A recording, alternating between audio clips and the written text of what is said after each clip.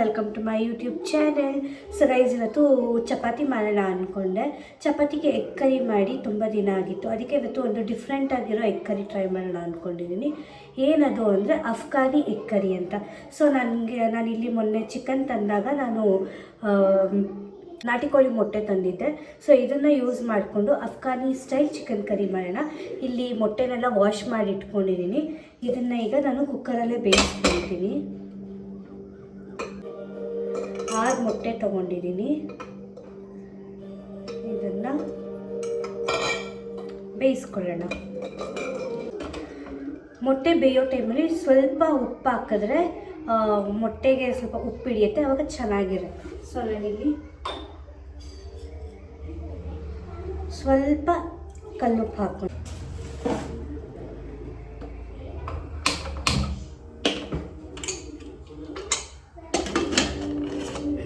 ಈಗ ಮೊಟ್ಟೆ ಬೇಯೋಕೆ ಇಟ್ಟಿದ್ದೀನಿ. ಮೊಟ್ಟೆ ಬೇಯೋ ಅಷ್ಟರಲ್ಲಿ ಅದಕ್ಕೆ ಏನೇನು ಇಂಗ್ರೀಡಿಯೆಂಟ್ಸ್ ಬೇಕೋ ಅದನ್ನೆಲ್ಲ ರೆಡಿ ಮಾಡಿ ಇಟ್ಕೊತೀನಿ. ಆನಿಯನ್, ಚಿಲ್ಲಿ, ಬೆಳ್ಳುಳ್ಳಿ, ಆಮೇಲೆ ಸ್ವಲ್ಪ ಗೋಡಂಬಿ, ಕೊತ್ತಂಬರಿ ಸೊಪ್ಪು, ಇಷ್ಟನ್ನು ಚಾಪ್ ಮಾಡಿ ಫ್ರೈ ಮಾಡಿಕೊಂಡು ಆಮೇಲೆ ಅದನ್ನು ರುಬ್ಬಬೇಕು.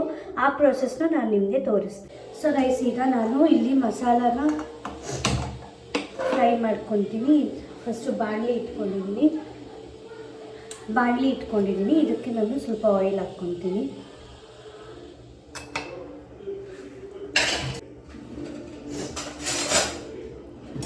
ನೋಡಿ, ನಾನಿಲ್ಲಿ ಆನಿಯನ್ಸ್, ಕ್ಯಾಶ್ಯೂಸ್, ಚಿಲ್ಲಿ, ಗಾರ್ಲಿಕ್ ಮತ್ತು ಜಿಂಜರ್ ಮತ್ತು ಕೊರಿಯಾಂಡರ್ ಇಷ್ಟನ್ನು ತೊಗೊಂಡಿದ್ದೀನಿ, ಚಾಪ್ ಮಾಡಿ ಇಟ್ಕೊಂಡಿದ್ದೀನಿ. ಇದನ್ನೆಲ್ಲ ಆಯಿಲಲ್ಲಿ ಇವಾಗ ಫ್ರೈ ಮಾಡ್ಕೊಬೇಕು.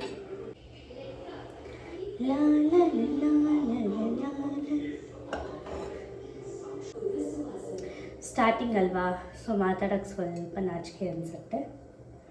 ಈಗ ಬಾಣಲಿ ಕಾದಿದೆ, ನಾನು ಇದಕ್ಕೆ ಆನಿಯನ್ ಹಾಕ್ಕೊತಿದ್ದೀನಿ.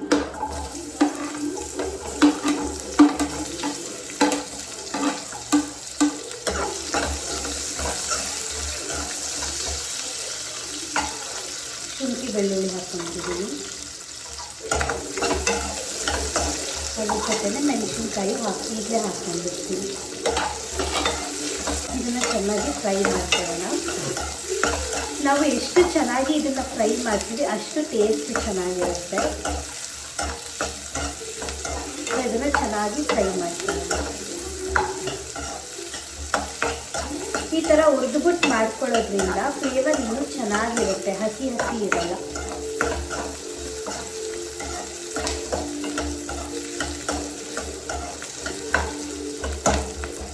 ಆನಿಯನ್, ಚಿಲ್ಲಿ ಎಲ್ಲ ಚೆನ್ನಾಗಿ ಫ್ರೈ ಆಗಬೇಕು. ಈ ಬಿಸಿಲಿಗೆ ಸ್ಟವ್ ಮುಂದೆ ನಿಂತ್ಕೊಂಡು ಅಡುಗೆ ಮಾಡೋಕ್ಕೆ ಆಗಲ್ಲ, ಎಷ್ಟು ಬಿಸಿಲಿರುತ್ತೆ. ಆಮೇಲೆ ಇದು ಬಿಸಿ ಅಲ್ವಾ, ತುಂಬ ಅಂದರೆ ತುಂಬ ಸೆಕೆ ಆಗುತ್ತೆ, ಅಡುಗೆ ಮಾಡೋಕ್ಕೆ ಆಗಲ್ಲ. ಈಗ ನಾನು ಇದಕ್ಕೆ ಕ್ಯಾಶ್ಯೂಸ್ ಹಾಕ್ಕೊತಿದ್ದೀನಿ. ಕ್ಯಾಶ್ಯೂಸ್ ಹಾಕ್ಕೊಂಡು ಚೆನ್ನಾಗಿ ಫ್ರೈ ಮಾಡ್ಕೊಳ್ಳೋಣ.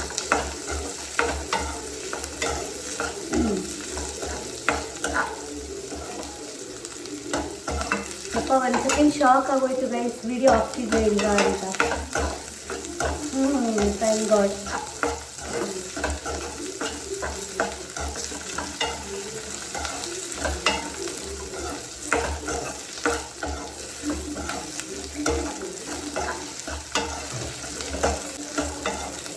ಸೊ ಈಗ ಇದು ಆಲ್ಮೋಸ್ಟ್ ಆಗಿದೆ, ಆಫ್ ಮಾಡ್ತೀನಿ.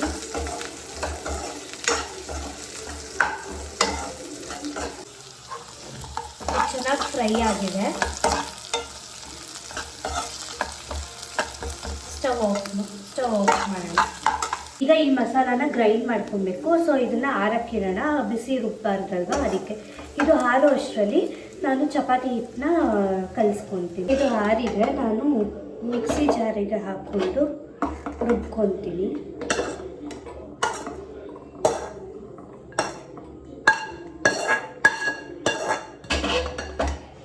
ಇದ್ರ ಜೊತೆ ನಾನು ಸ್ವಲ್ಪ ಕೊತ್ತಂಬರಿ ಸೊಪ್ಪನ್ನ ಆ್ಯಡ್ ಮಾಡ್ತೀನಿ.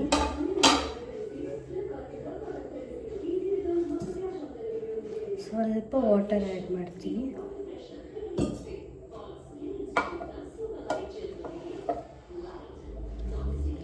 ಈಗ ಈಗ ಇದನ್ನು ರುಬ್ಕೊಂಡು ಬರ್ತೀನಿ.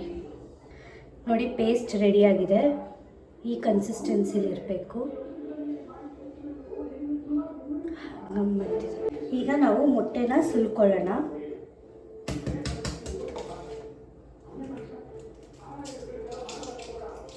ಮೊಟ್ಟೆನ 2 ವಿಷಲ್ಸ್ ಕೂಗಿಸ್ಕೊಂಡಿದ್ದೆ ನಾನು, ಚೆನ್ನಾಗಿ ಬೆಂದಿದೆ.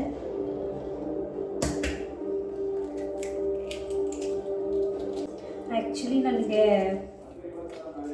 ಮೊಟ್ಟೆ ಬಾಯ್ಲ್ ಮಾಡಿ ಹಾಗೆ ತಿನ್ನೋಕ್ಕೂ ಇಷ್ಟ ಆಗಲ್ಲ, ಆಮ್ಲೆಟ್ಟು ಇಷ್ಟ ಆಗಲ್ಲ, ಎಗ್ ಬುರ್ಜಿನೂ ಇಷ್ಟ ಆಗಲ್ಲ. ಏನಾದರೂ ಬಿರಿಯಾನಿಗೆ ಹಾಕಿದ್ರೆ, ಅಂದರೆ ಎಗ್ ಬಿರಿಯಾನಿ ಮಾಡಿದ್ರೆ ಅಥವಾ ಈ ಥರ ಕರಿ ಮಾಡಿದ್ರೆ ತಿಂತೀನಿ. ಅದು 1 ಅಥವಾ 2 ಅಷ್ಟೇ ತಿನ್ನೋದು. ಇನ್ನು ಮಿಕ್ಕಿದ್ದಲ್ಲಿ ಏನಾದರೂ ಕರಿ ಇನ್ನು ಮಿಕ್ಕಿದ್ದು ಹೇಳಿದ್ನಲ್ವ ಆಮ್ಲೆಟ್, ಆ ಥರದ್ದೆಲ್ಲ ನಾನು ತಿನ್ನಲ್ಲ, ನನಗೆ ಇಷ್ಟ ಆಗಲ್ಲ. ಅದಕ್ಕೆ ಯಾವಾಗಾದರೂ ಈ ಥರ ಕರಿ ಮಾಡ್ಕೊಂಡು ತಿಂತೀನಿ. ಅದೇನೋ ಗೊತ್ತಿಲ್ಲ, ನನಗೆ ಎಗ್ ಸ್ಮೆಲ್ ಅಂದರೆ ಇಷ್ಟನೇ ಆಗಲ್ಲ. ನಾನು 5th ಸ್ಟ್ಯಾಂಡರ್ಡಲ್ಲಿ ಇದ್ದಾಗ ನಮ್ಮಣ್ಣ ಇದ್ದರು, ಅವರು ಮೊಟ್ಟೆನ ಹಾಗೆ ಹೊಡೆದ್ಬಿಟ್ಟು ಕುಡಿತಾಯಿದ್ರು ದಪ್ಪ ಆಗೋಣ ಅಂತ. ಆ ಟೈಮಲ್ಲಿ ನಮ್ಮ ಮಮ್ಮಿನೂ ನನಗೆ ಕುಡಿಸ್ತಿದ್ರು ಮೊಟ್ಟೆ ಹಿಂಗೆ ಹೊಡೆದ್ಬಿಟ್ಟು ಡೈರೆಕ್ಟಾಗಿ. ಆವಾಗಿಂದ ನನಗೆ ಮೊಟ್ಟೆ ಅಂದರೆ ಆಗಲ್ಲ. ಆ ಹಸಿ ಸ್ಮೆಲ್ ಕುಡ್ದು ಆಮೇಲೆ ಆಮ್ಲೆಟಲ್ಲೂ ಅಷ್ಟೇ ಆ ಸ್ಮೆಲ್ ಬರುತ್ತಲ್ಲ, ರಾ ಸ್ಮೆಲ್ ನನಗೆ ಇಷ್ಟ ಆಗಲ್ಲ. ಎಗ್ ಬುರ್ಜಿಲೂ ಅಷ್ಟೇ, ಆ ಎಗ್ ಸ್ಮೆಲ್ ಬಂದರೆ ನಾನು ತಿನ್ನೋದೇ ಇಲ್ಲ. ಫಸ್ಟ್ ಆಫ್ ಆಲ್ ಎಗ್ ಬುರ್ಜಿನೇ ತಿನ್ನಲ್ಲ, ಇನ್ನು ಅದ್ರಲ್ಲಿ ಸ್ಮೆಲ್ ಬಂದ್ರಂತೂ ಇದ್ದಿದ್ದು ತಿನ್ನಲ್ಲ. ಗೊತ್ತಾಗ ನಾನು ಎಗ್ಗಲ್ಲಿ ಮಾಡೋ ರೆಸಿಪೀಸ್ನ ತಿನ್ನೋದು ಸ್ಟಾರ್ಟ್ ಮಾಡಿದ್ದೆ ನಾನು 10th ಇದ್ದಾಗ. ಆವಾಗ ನಾನು ಇದು ಸ್ಕೂಲ್ ಮುಗಿಸ್ಕೊಂಡು ಟ್ಯೂಷನ್ಸ್ಗೆ ಹೋಗಬೇಕಿತ್ತು. ಟ್ಯೂಷನ್ಗೆ ಹೋಗೋ ಟೈಮಲ್ಲಿ ನನ್ನ ಫ್ರೆಂಡ್ ಒಬ್ಬಳು ಇದ್ಲು, ಅವಳು ಅವಳಿಗೆ ಎಗ್ ರೈಸ್ ಅಂದರೆ ಫೇವ್ರೆಟ್. ಬಟ್ ನನಗೆ ಎಗ್ ರೈಸ್ ಅದೆಲ್ಲ ಏನೂ ಇಷ್ಟನೇ ಇರಲಿಲ್ಲ. ಎಗ್ ರೈಸ್ ಮಾಡ್ತಾರೆ ಅಂತಲೂ ಗೊತ್ತಿರಲಿಲ್ಲ ಅನಿಸುತ್ತೆ. ಆ ಟೈಮಲ್ಲಿ ರೋಡ್ ಸೈಡ್ ಎಗ್ ರೈಸ್ ಮಾಡ್ತಾರಲ್ವ, ಅಲ್ಲಿ ಹೋಗ್ಬಿಟ್ಟು ಅಲ್ಲಿ ದಿನ ತಿಂತಿದ್ದು. ಒಂದ್ಸಲಿ ನನಗೂ ಕೇಳಿದ್ರು ತಿನ್ನು ಅಂತ, ನಂಗೆ ಇಷ್ಟ ಇಲ್ಲ ಅಂತ ನಾನು ತಿಂತಾ ಇರಲಿಲ್ಲ. ಒಂದ್ಸಲಿ ಒಂದು ಸ್ಪೂನ್ ತಿನ್ನು ನನಗೋಸ್ಕರ ಅಂತ ಟೇಸ್ಟ್ ಮಾಡಿಸಿದ್ಲು, ಸಖತ್ತಾಗಿತ್ತು. ಆವತ್ತಿಂದ ನಾನು ಸ್ಟಾರ್ಟ್ ಮಾಡಿದ್ದು ಎಗ್ ರೈಸ್, ಎಗ್ ಬಿರಿಯಾನಿ ಅದೆಲ್ಲ ತಿನ್ನೋದು. ಬಟ್ ಆಮ್ಲೆಟ್, ಎಗ್ ಬುರ್ಜಿ ಅದೆಲ್ಲ ಈಗಲೂ ತಿನ್ನಲ್ಲ. ಆಮೇಲೆ ಬಾಯ್ಲ್ಡ್ ಎಗ್ಗು ಕೂಡ ತಿನ್ನಲ್ಲ ನಾನು. ಸೊ ಹೀಗೆ ನಾನು ನಂತರ ಯಾರಾದರೂ ಇದ್ದರೆ ಕಾಮೆಂಟ್ ಮಾಡಿ. ಸೊ ಎಲ್ಲ ಆಗಿದೆ, ಈಗ ಕರಿ ಮಾಡ್ಕೊಳ್ಳೋಣ. ಸೊ ನಾನಿಲ್ಲಿ ಬಟರ್ ಯೂಸ್ ಮಾಡ್ತಿದ್ದೀನಿ, ಫ್ಲೇವರ್ ಚೆನ್ನಾಗಿರುತ್ತೆ ಅಂತ.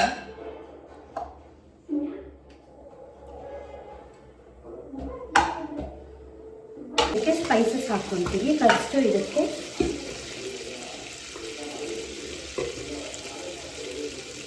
ಚಿಕ್ಕದು ಪಲಾವ್ ಎಲೆ ಹಾಕ್ತಿದ್ದೀನಿ. ಆಮೇಲೆ 2-3 ಲವಂಗ ಹಾಕ್ತಿದ್ದೀನಿ. ಸ್ವಲ್ಪ ಚಕ್ಕೆ, ಜಾಸ್ತಿ ಹಾಕಿದ್ರೆ ಮಸಾಲ ಮುಖಕ್ಕೆ ಹೊಡೆದಂಗೆ ಆಗುತ್ತೆ, ಅದಕ್ಕೆ ಎಲ್ಲ ಸ್ವಲ್ಪನೇ ಹಾಕ್ತಿದ್ದೀನಿ. ಮತ್ತು ಇದು ಸ್ಟಾರ್ ಅದೊಂದು ಹಾಕ್ತಿದ್ದೀನಿ. ಇಷ್ಟು ಹಾಕ್ತೀನಿ. ಆನಿಯನ್ ಹಾಕ್ತಿದ್ದೀನಿ. ಇದು ಹಾಕಿ ಚೆನ್ನಾಗಿ ಫ್ರೈ ಮಾಡಬೇಕು.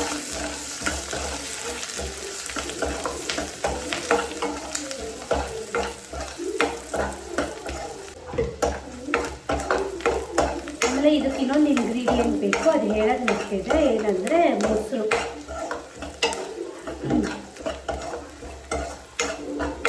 ಗಟ್ಟಿ ಮೊಸರು ಬೇಕು ಇದಕ್ಕೆ.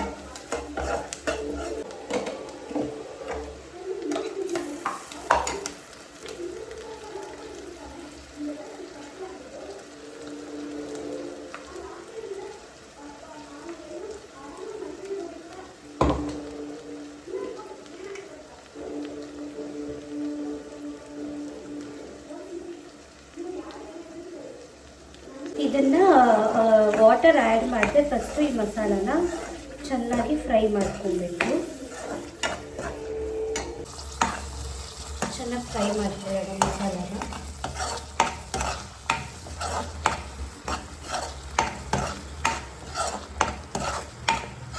ಇನ್ನೊಂದು ಬಾಣಲಿಲಿ ಸ್ವಲ್ಪ ಎಗ್ನ ಫ್ರೈ ಮಾಡ್ಕೊಬೇಕು. ಅದಕ್ಕೆ ನಾನು ಇಲ್ಲಿ ಬಾಣಲಿ ಬಿಸಿ ಇಟ್ಟು ಸ್ವಲ್ಪ ಆಯಿಲ್ ಹಾಕ್ಕೊಂಡಿದ್ದೀನಿ. ಆಯಿಲ್ ಕಾದಾದ್ಮೇಲೆ ಎಗ್ನ ಹಾಕ್ಕೊಳ್ಳೋಣ.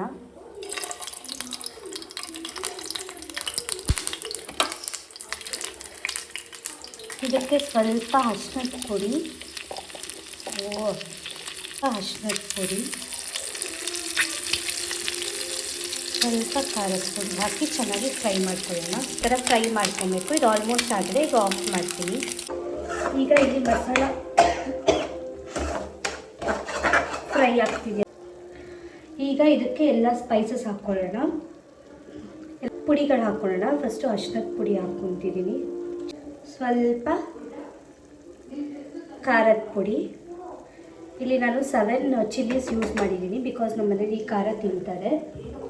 ನೀವು ಎಷ್ಟು ಚಿಲ್ಲೀಸ್ ಬೇಕು ನಿಮಗೆ ಖಾರಕ್ಕೆ ತಕ್ಕಂಗೆ ಹಾಕ್ಕೊಳ್ಳಿ. ಮತ್ತು ನಾನಿಲ್ಲಿ ಚಿಲ್ಲಿ ಪೌಡರು ಯೂಸ್ ಮಾಡ್ಕೊಂಡಿದ್ದೀನಿ. 2 ಬ್ಯಾಲೆನ್ಸ್ ಮಾಡಿ ಹಾಕ್ಕೊಳ್ಳಿ. ಮತ್ತು ಇಲ್ಲಿ ಸ್ವಲ್ಪ ಜೀರಾ ಪೌಡರ್ ಮನೇಲೇ ಮಾಡಿರೋದು,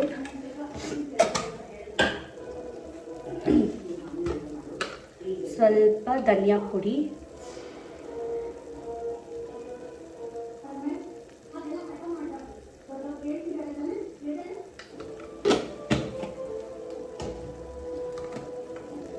ಸ್ವಲ್ಪ ಪೆಪ್ಪರ್ ಪೌಡರ್. ಇಷ್ಟನ್ನು ಹಾಕ್ಕೊಂಡು ಚೆನ್ನಾಗಿ ಮಿಕ್ಸ್ ಮಾಡ್ಕೊಳ್ಳೋಣ.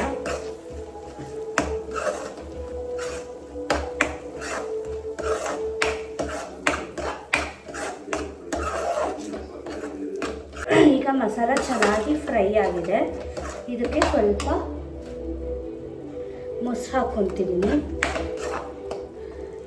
ಗಟ್ಟಿ ಮೊಸರು ಹಾಕ್ಕೊತಿದ್ದೀನಿ.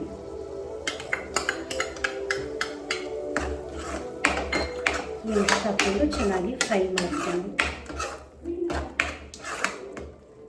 ಗೈಸ್, ನನಗೆ ಕುಕ್ಕಿಂಗ್ ಬರ್ತಿರಲಿಲ್ಲ.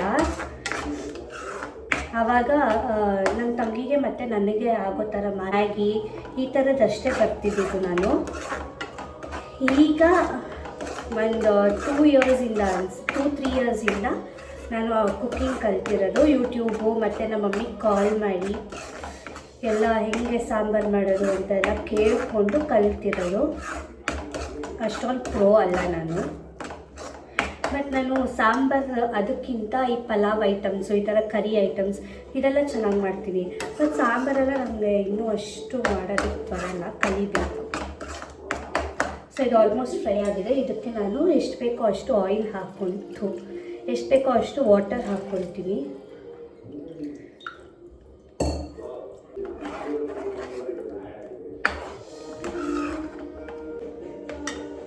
ಮೇನ್ ಇಂಗ್ರೀಡಿಯೆಂಟ್ ಹಾಕೋದೇ ಮರ್ತೋದೆ. ಇದಕ್ಕೆ ಏನಿರ್ಬೋದು ಹೇಳಿ?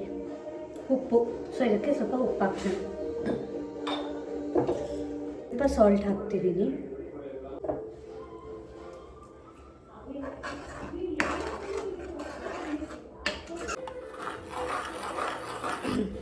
ಕನ್ಸಿಸ್ಟೆನ್ಸಿಗೆ ಮಾಡ್ಕೊಂಡಿದ್ದೀನಿ. ಸ್ವಲ್ಪ ಗ್ರೇವಿ ಬೇಕು ಅಂತ. ಇದು ಕುದೀಲಿ ಚೆನ್ನಾಗಿ. ಒಂದು ಕುದಿ ಬಂದಿದ ತಕ್ಷಣ ಎಗ್ ಹಾಕ್ತೀನಿ. ಸೊ ಇದು ಬಾಯ್ಲ್ ಆಗಿದೆ. ನಾನು ಇವಾಗ ಇದಕ್ಕೆ ಎಗ್ ಆ್ಯಡ್ ಮಾಡ್ತಾಯಿದ್ದೀನಿ.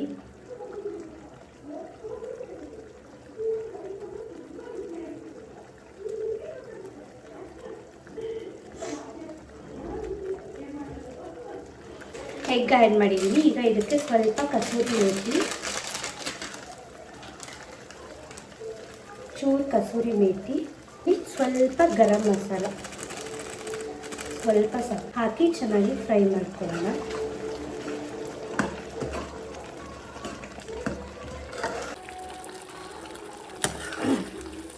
ನೋಡಿ, ಎಗ್ ಹಾಕಿದ್ದೀನಿ. ನೀವು ನಾರ್ಮಲ್ ಎಗ್ ಹಾಕ್ಕೊಂಡ್ರೆ ಸ್ವಲ್ಪ ದಪ್ಪ ದಪ್ಪ ಕಾಣಿಸುತ್ತೆ. ಇದು ನಾಟಿ ಮೊಟ್ಟೆ ಅಲ್ವಾ, ಚಿಕ್ಕದಾಗಿರುತ್ತಲ್ವ, ಅದಕ್ಕೆ ಅಷ್ಟು ಎಗ್ ಕಾಣಿಸ್ತಿಲ್ಲ. ಸೊ ಇದು ಆಗಿದೆ, ಆಫ್ ಮಾಡ್ತೀನಿ ನಾನು. ಚಪಾತಿ ಲಟ್ಟಿಸ್ಕೊಳ್ಳೋಣ.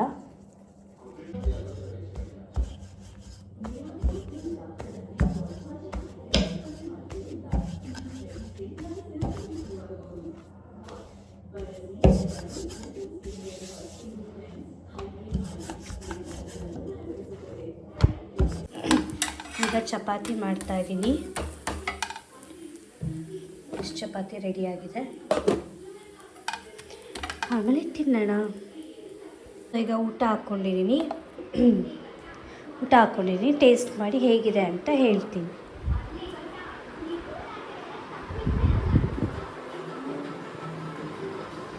ಬನ್ನಿ ಟೇಸ್ಟ್ ಮಾಡೋಣ.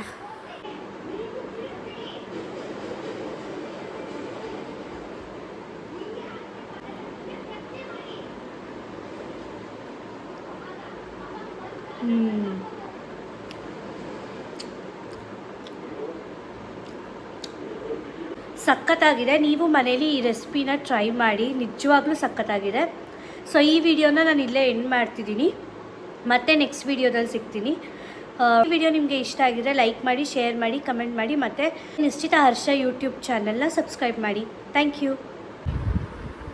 ಟೇಸ್ಟ್ ನೋಡಿ ಹಿಂಗಿದೆ, ಹೇಳು. ಗಮ್ಮಂತಿದೆ.